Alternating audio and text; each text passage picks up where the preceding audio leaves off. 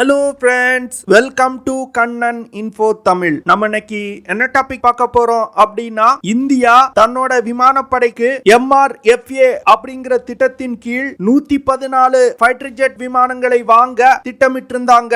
இப்போ MRFA திட்டத்துல India ஒரு மிகப்பெரிய மாற்றத்தை கொண்டு வந்திருக்காங்க. இந்த வீடியோல இந்தியா MRFA திட்டத்துல என்ன மாற்றத்தை கொண்டு வந்திருக்காங்க, இந்த மாற்றங்கள் எதற்காக செய்யப்பட்டிருக்கு, இந்த மாற்றங்கள்னால இந்திய விமானப்படை எப்படி பாதிக்கப்படும் அப்படிங்கிறது குறித்து நம்ம டீடைலா இந்த வீடியோல பார்க்கலாம். நம்ம சேனலை நிறைய நண்பர்கள் சப்ஸ்கிரைப் பண்ணாம பார்த்துட்டு இருக்கீங்க. தயவு செஞ்சு நம்ம சேனலை சப்ஸ்கிரைப் பண்ணி பாருங்க. உங்களோட சப்ஸ்கிரிப்ஷன் எங்களுக்கு அடுத்தடுத்த வீடியோஸ் போடுறதுக்கு ஒரு மோட்டிவேஷனா இருக்கும். அடுத்த 10 முதல் 15 வருடங்கள்ல இந்திய விமானப்படை தற்போது பயன்பாட்டில் உள்ள மிராஜ் 2000, ஜாகுவார், MiG-29K போன்ற விமானங்களை ரீப்ளேஸ் செய்ய திட்டமிட்டிருக்காங்க. இதற்காக தொடங்கப்பட்டதுதான் இந்த MRFA திட்டம். MRFA திட்டத்தின் மூலமா 1,55,000 கோடி செலவுல இந்திய விமானப்படைக்கு 114 மல்டி ரோல் ஃபைட்டர் ஏர்கிராப்ட வாங்க இந்தியா திட்டமிட்டிருந்தாங்க. ஆனா இந்த திட்டத்துல இந்தியா ஒரு மிகப்பெரிய மாற்றத்தை கொண்டு வந்திருக்காங்க. அதாவது MRFA திட்டத்தின் கீழ் 114 ஃபைட்டர் ஜெட் வாங்குவதா முடிவு செய்யப்பட்டிருந்துச்சு. அத 50% குறைத்து 57 ஃபைட்டர் ஜெட்டுகளை வெளிநாட்டு நிறுவனங்களிடமிருந்து இந்தியா வாங்க போறாங்க. இந்த மாற்றத்தை ஏற்கனவே நிறைய டிஃபென்ஸ் எக்ஸ்பர்ட்ஸ் எதிர்பார்த்துட்டு இருந்தாங்க. ஏன்னா இப்ப இருக்க சூழ்நிலையின்படி இந்தியா தன்னோட உள்நாட்டு தயாரிப்புக்கு தான் அதிக முக்கியத்துவம் கொடுக்கறாங்க. இதற்கு முன்பு இந்த MRFA திட்டத்தை ஸ்ட்ராட்டஜிக் பார்ட்னர்ஷிப் அப்படிங்கிற முறையின்படி இந்தியா வாங்க திட்டமிட்டிருந்தாங்க. இப்போ அந்த ஸ்ட்ராட்டஜிக் பார்ட்னர்ஷிப் முறையை நீக்கிட்டு buy global make in India திட்டத்தை இந்தியா கையில் எடுத்திருக்காங்க. இந்தியா எதற்காக இந்த ஸ்ட்ராட்டஜிக் பார்ட்னர்ஷிப் திட்டத்தை நீக்குறாங்க அப்படின்னா, இந்த திட்டத்தின் கீழ் இந்திய கடற்படையின் ப்ராஜெக்ட் 75I மற்றும் நேவல் யூட்டிலிட்டி ஹெலிகாப்டர்களை வாங்கும் திட்டங்கள் ஃபெயிலியர் ஆயிருக்கு. அதனால இந்த 57 ஃபைட்டர் ஜெட்டுகளை by global make in India திட்டத்தின் கீழ் இந்தியாவிலே தயாரிக்க திட்டமிட்டிருக்காங்க. ஸ்ட்ராட்டஜிக் பார்ட்னர்ஷிப் திட்டத்தின் கீழ் இந்திய அரசாங்கம் கொடுக்கக்கூடிய பட்டியலில் இருக்கக்கூடிய ஒரு வெளிநாட்டு நிறுவனத்தை இந்திய நிறுவனம் தேர்வு செய்து விமானங்களை இந்தியாவிலே தயாரிக்கணும். ஆனா தற்போது இந்தியா கையாள உள்ள மேக் இன் இந்தியா திட்டத்தின் கீழ் வெளிநாட்டு நிறுவனம் இந்திய நிறுவனத்தை தேர்வு செய்து தொழில்நுட்பம் மற்றும் கட்டமைப்பு வசதிகளை உருவாக்கி இந்தியாவிலே ஃபைட்டர் ஜெட்டுகளை உருவாக்க திட்டமிட்டிருக்காங்க. இந்த மேக் இன் இந்தியா திட்டத்துக்கு உதாரணம் ஏர்பஸ் மற்றும் டாடா நிறுவனம் இணைந்து 56 C-295 ஏர்கிராப்ட்ஸை இந்தியாவிலே தயாரிக்கும் திட்டம். இந்த திட்டம் வெற்றிகரமா செயல்பட்டு இருக்கு. அதனால MRFA திட்டத்தையும் மேக் இன் இந்தியா திட்டத்தின் கீழ் கொண்டு வர்றாங்க. இந்த 57 விமானங்களுக்கான டெண்டரை 2022 வருடத்துக்குள் இஷ்யூ செய்வாங்க அப்படின்னு எதிர்பார்க்கப்படுது. இந்த திட்டம் 2008 வருடமே தொடங்கப்பட்டது. முதல்ல MRCA அப்படிங்கிற திட்டத்தின் கீழ் 126 ஃபைட்டர் ஜெட்டுகளை இந்தியா வாங்க திட்டமிட்டிருந்தாங்க. அதற்கு பிறகு அது 114 விமானங்களா குறைத்து MRFA அப்படின்னு பெயர் மாற்றம் செய்யப்பட்டது. இப்போ 114 ஃபைட்டர் ஜெட்ல இருந்து 57 விமானங்களா குறைக்கப்பட்டிருக்கு. அதே போன்று இந்திய கடற்படை தன்னோட விமானம் தாங்கி போர்க்கப்பல்கள்ல இயக்குறதுக்கு 57 ஃபைட்டர் ஜெட்டுகள் வாங்க திட்டமிட்டிருந்தாங்க. இப்போ அதையும் 26 ஃபைட்டர் ஜெட்டா குறைத்து கவர்மெண்ட் டு கவர்மெண்ட் கான்ட்ராக்ட் மூலமா வாங்க திட்டமிட்டிருக்காங்க. இந்திய விமானப்படைக்கு MRFA திட்டத்தின் கீழ் விமானங்களை சப்ளை செய்வதற்கு உலகின் முன்னணி நிறுவனங்கள் போட்டியிட்டாங்க. லாக்ஹீட் மார்டின் F-21 விமானம், போயிங் நிறுவனத்தின் F-15EX மற்றும் FA-18 சூப்பர் ஹார்னட் விமானம், டசால்ட் நிறுவனத்தின் ரஃபேல், சாப் நிறுவனத்தின் கிரிப்பன் போர் விமானம் மற்றும் யூரோஃபைட்டர், சூகோய் நிறுவனத்தின் Su-35 மற்றும் MiG-35 விமானங்களும் இந்த MRFA திட்டத்தின் கீழ் போட்டியிட்டு வந்தாங்க. இந்த லிஸ்ட்ல இருக்க விமானங்கள் சிங்கிள் இன்ஜின் மற்றும் டபுள் இன்ஜின் விமானங்கள், medium weight, heavy weight, light weight போன்ற அனைத்து கேட்டகரியிலும் MRFA திட்டத்தின் கீழ் போட்டியிட்டாங்க.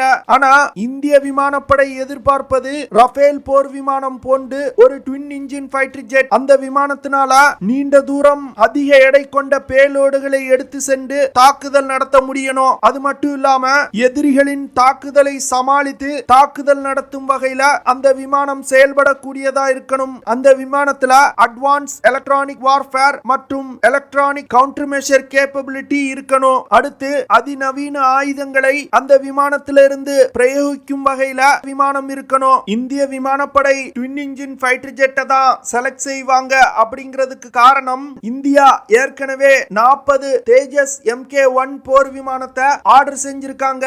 அதுல 32 தேஜஸ் MK1 போர் விமானம் சப்ளை செய்யப்பட்டு விட்டது. மீதமுள்ள 8 தேஜஸ் விமானங்கள் தயாரிக்கப்பட்டு வருது. அடுத்து இந்தியா 83 தேஜஸ் MK1A போர் விமானத்தை ஆர்டர் செஞ்சிருக்காங்க.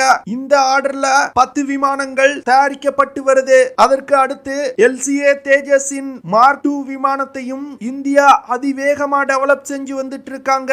இப்போ இந்தியாவிடம் இல்லாதது ஒரு ட்வின் இன்ஜின் கொண்ட மீடியம் வெயிட் மற்றும் ஹெவி வெயிட் ஃபைட்டர் ஜெட் தான். அதற்காக தான் இந்தியா ஆம்கா போர் விமானத்தை டெவலப் செய்து வர்றாங்க.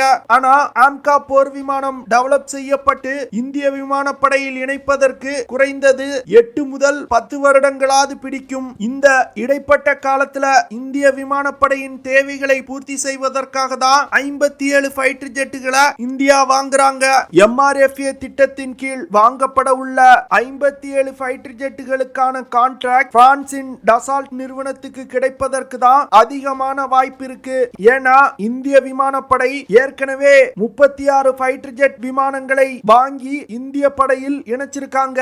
இந்த 36 ரஃபேல் ஃபைட்டர் ஜெட்ஸ்ல இந்தியாவிற்கு தேவையான மாறுதல்கள் செய்யப்பட்டிருக்கு. அது மட்டும் இல்லாம இந்திய விமானப்படை ரஃபேல் போர் விமானத்தை பயன்படுத்துவதற்கான இன்ஃப்ராஸ்ட்ரக்சர், ட்ரெய்னிங் மற்றும் வெப்பன் பேக்கேஜ்ல அதிகமா முதலீடு பண்ணிருக்காங்க. இந்த சூழ்நிலையில ரஃபேல் போர் விமானத்தை விட்டுட்டு இன்னொரு விமானத்தை இந்திய விமானப்படை செலக்ட் செஞ்சது அப்படின்னா அந்த விமானங்கள் இந்தியாவிற்கு வருவதற்கு காலதாமதமாக வாய்ப்பு இருக்கு. ஆனா இந்தியா இந்த 57 ஃபைட்டர் ஜெட் கான்ட்ராக்ட டசால்ட் நிறுவனத்துக்கு கொடுத்தாங்க அப்படின்னா டசால்ட் நிறுவனத்தால் அதிவிரைவா இந்தியாவுக்கு சப்ளை செய்ய முடியும். ஏன்னா இது ஒரு ஃபாலோ அப் ஆர்டர் தான். அது மட்டும் இல்லாம இந்தியா இரண்டாவதா வாங்க உள்ள 57 ரஃபேல் போர் விமானத்தின் விலையும் குறைய வாய்ப்பு இருக்கு. ஏன்னா இந்தியா ஸ்பெசிபிக் சேஞ்சஸுக்கான காஸ்ட ஏற்கனவே இந்தியா டசால்ட் நிறுவனத்துக்கு பே பண்ணிட்டாங்க. அடுத்து 57 ரஃபேல் போர் விமானங்கள் வாங்கப்பட்டுச்சு அப்படின்னா இந்தியாவின் ரஃபேல் போர் விமானத்தோட ஸ்ட்ரென்த் 93 ஃபைட்டர் ஜெட்ஸா இருக்கும். அது மட்டும் இல்லாம இந்த 93 ஃபைட்டர் ஜெட்டோட இந்திய விமானப்படையின் Su-30 MKI போர் விமானமும் இணைந்து சைனா மற்றும் பாகிஸ்தான் இந்த 2 நாடுகளையும் இந்திய விமானப்படையால் சமாளிக்க முடியும். இந்திய விமானப்படை ஒரே வகையான விமானங்களை பயன்படுத்ததா விரும்புறாங்க. ஏன்னா வெவ்வேறு விமானங்களை பயன்படுத்தும் பொழுது அந்த விமானத்தோட ஸ்பேர் பார்ட்ஸ வேற வேற நிறுவனங்களிடமிருந்து வாங்க வேண்டியது இருக்கு. இப்போ ஒரே வகையான விமானத்தை பயன்படுத்தும் பொழுது ஒரே நிறுவனத்திடமிருந்து ஸ்பேர் பார்ட்ஸை வாங்கினா போதும். இதனால விமானத்தை ஈஸியா மெயின்டைன் செய்ய முடியும். அடுத்து டசால்ட் நிறுவனமும் ரிலையன்ஸ் நிறுவனமும் இணைந்து DRAL அப்படிங்கிற நிறுவனத்தை உருவாக்கி இருக்காங்க. இந்த நிறுவனம் மகாராஷ்டிரா மாநிலத்துல கட்டப்பட்டு வருது. 2023 வருடத்துக்குள் இந்த நிறுவனம் செயல்பாட்டுக்கு வரும் அப்படின்னு சொல்லப்படுது. அப்படி இந்த நிறுவனம் செயல்பாட்டுக்கு வந்துச்சு அப்படின்னா ஒரு மாதத்துல 2 ரஃபேல் போர் விமானங்களை அசம்பிள் செய்ய முடியும். அப்போ ஒரு வருடத்துல 24 ரஃபேல் போர் விமானங்களை இந்தியால அசம்பிள் செய்ய முடியும். அதனால 57 ஃபைட்டர் ஜெட்டுகளை வெறும் 3 வருடத்துல இந்த நிறுவனத்தால் இந்திய விமானப்படைக்கு சப்ளை செய்ய முடியும். அது மட்டும் இல்லாம இந்த நிறுவனத்துல ரஃபேல் போர் விமானத்தின் மெயின்டெனன்ஸ், ஓவர்ஹால் போன்ற வேலைகளையும் செய்ய முடியும். டசால்ட் நிறுவனம் அடுத்த 10 வருடங்கள்ல 104 ஃபைட்டர் ஜெட்டுகளை உலகின் பல நாடுகளுக்கு சப்ளை செய்ய இருக்காங்க. அதனால இந்தியால செட்டப் செய்யப்பட்டிருக்க இந்த நிறுவனத்தை மற்ற நாடுகளுக்கு சப்ளை செய்யக்கூடிய விமானங்களை தயாரிப்பதற்கும் பயன்படுத்த முடியும். இந்த புதிய நிறுவனத்தை டசால்ட் நிறுவனம் தன்னோட குளோபல் சப்ளை செயினா சவுத் ஏசியா ரீஜன்ல பயன்படுத்த திட்டமிட்டிருக்காங்க. அதனால இந்த 57 ஃபைட்டர் ஜெட்டுக்கான கான்ட்ராக்ட் டசால்ட் நிறுவனத்துக்கு தான் போக அதிக வாய்ப்பு இருக்கு. ஓகே ஃப்ரெண்ட்ஸ், நம்ம வீடியோவோட நிறைவு பகுதிக்கு வந்துட்டோம். இதெல்லாம் தான் நான் உங்ககிட்ட ஷேர் பண்ணணும் அப்படின்னு நினைச்ச விஷயங்கள். ஐ ஹோப் நான் ஷேர் பண்ண விஷயங்கள் உங்களுக்கு உங்களுக்கு பிடிச்சிருக்கும்னு நினைக்கிறேன். அப்படி பிடிச்சிருந்துச்சுன்னா ஷேர் பண்ணுங்க, லைக் பண்ணுங்க, கமெண்ட் பண்ணுங்க, நம்ம சேனலுக்கு சப்ஸ்கிரைப் பண்ணுங்க. அப்படியே அந்த பெல் நோட்டிபிகேஷனை கிளிக் பண்ணி ஆல்ங்கிற ஆப்ஷனை எனேபிள் பண்ணிக்கங்க. See you in the next video. Jai Hind.